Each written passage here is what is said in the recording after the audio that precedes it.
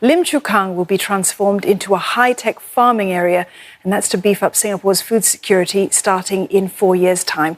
This comes as climate change and crisis events like the pandemic are turning up the heat for the country to grow its food production as a buffer against potential supply disruptions. Isabel Lim tells us more. The majority of Singapore's 100 over land-based farms are located in this rural northwestern area. But they're not producing enough to feed the country, which imports more than 90% of its food. So plans are underway to turn it into a high-tech farming cluster that can more than triple its output. That's under the Singapore Food Agency's master plan, which will be completed over the next 2 to 3 years before development work begins. 3 areas totaling about 390 hectares have been earmarked, one along the northern end of Lim Chu Kang Road and the other 2 along Neo 2 Road.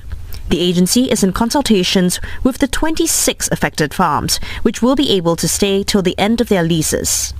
We hope that collectively we can really co-create an exciting vision for Lim Chu Kang. As part of our master planning exercise, SFA will look into the development of shared facilities, such as waste treatment systems. This is in response to feedback we received from the farmers about the lack of shared facilities, which could potentially lower costs for them. SFA will also put in place water, electricity and transport infrastructure to support high-tech farming systems. If the vision for Lim Chu Kang bears fruit, one expert says it will maximize resources and reduce waste. Instead of separately manage aquaculture and vegetable farming, we can actually integrate both of them together so that the water can be used to rear fish, whereas fish discharge can be a fertilizer for the vegetable to grow. So you can see that what we will envisage will be a closed-loop circular economy model. Despite these benefits, some farmers remain skeptical about the high-tech ambitions for the area. Bollywood Veggies, which has been offered an extension to its lease till 2023, says one concern is the cost of such investments.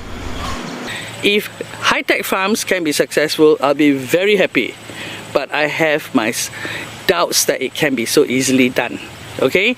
We have already had experience with several high-tech farms.